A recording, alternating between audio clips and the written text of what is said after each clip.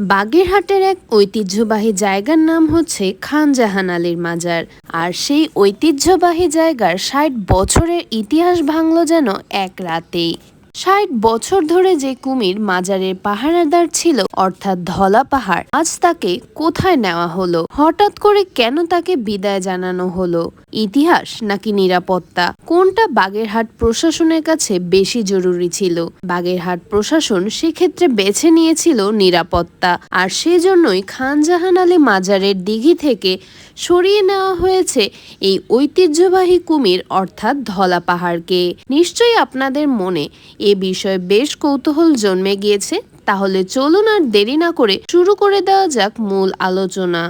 বাগেরহাটের খান জাহান আলীর মাজারে যে কুমিরগুলো ছিল, সেগুলো শুধু কোনো বন্য প্রাণী ছিল না, বরং তা ছিল মাজারের ঐতিহ্য ও লোকবিশ্বাসের একটি বড় অংশ।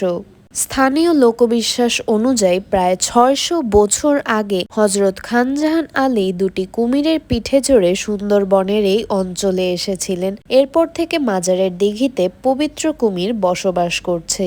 এই কুমিরদের নিয়ে নানা ধরনের লোককথা প্রচলিত আছে। ভিউয়ার্সরা, আপনারা এই কুমির সম্পর্কে কে কোন গল্প জানেন বা লোকগাথা জানেন, তা কিন্তু কমেন্টে জানাতে একদমই ভুলবেন না।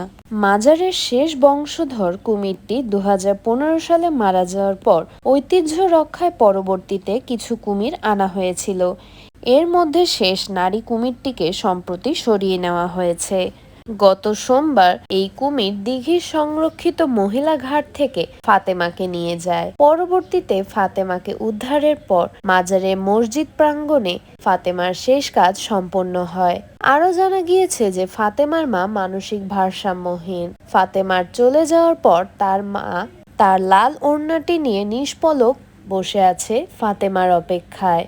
বন্যপ্রাণী নিয়ে কাজ করা ব্যক্তিরা বলছেন, কুমির মূলত জন্মগতভাবেই এমন স্বভাবের হয়ে থাকে, তবে হঠাৎ করে এমন হয়ে ওঠার পেছনে প্রাকৃতিক পরিবেশ, নিজস্ব পরিবেশ রক্ষা ও মানুষের কার্যকলাপকেও বিবেচনা করা হয়। নিরাপত্তার স্বার্থে কুমির সরিয়ে নেওয়ার সিদ্ধান্তকে স্বাগত জানিয়েছেন অনেক দর্শনার্থী। কুমিরটি নিয়ে যাওয়ার পর মাজার প্রাঙ্গণে প্রধান খাদেম ও জেলা যুব দলের সাবেক সভাপতি ফকির তারিকুল ইসলাম সাংবাদিকদের বলেন, খান জাহান আলীর মাজার এবং এই দিঘি ৫৫০ বছর ধরে আমাদের পরিবার এবং আমরা দেখভাল করে আসছি। আর এই কুমির বাগেরহাটের মানুষের একটা সম্পদ। হ্যাঁ, আমরা মানি আমাদের ভুল ত্রুটি থাকতে পারে, কিন্তু তাই বলে কুমিরটি নিয়ে যাওয়া ঠিক হয়নি। আমরা এর তীব্র প্রতিবাদ জানাই। সো ভিউয়ার্স, এই ছিল আজকের ভিডিওটি ভালো লাগলে লাইক, কমেন্ট, শেয়ার করে অবশ্যই পাশে থাকবেন। আর পরবর্তী ভিডিও দেখতে হলে সাবস্ক্রাইব করে রাখুন ভাইরাল ভিডিওকে।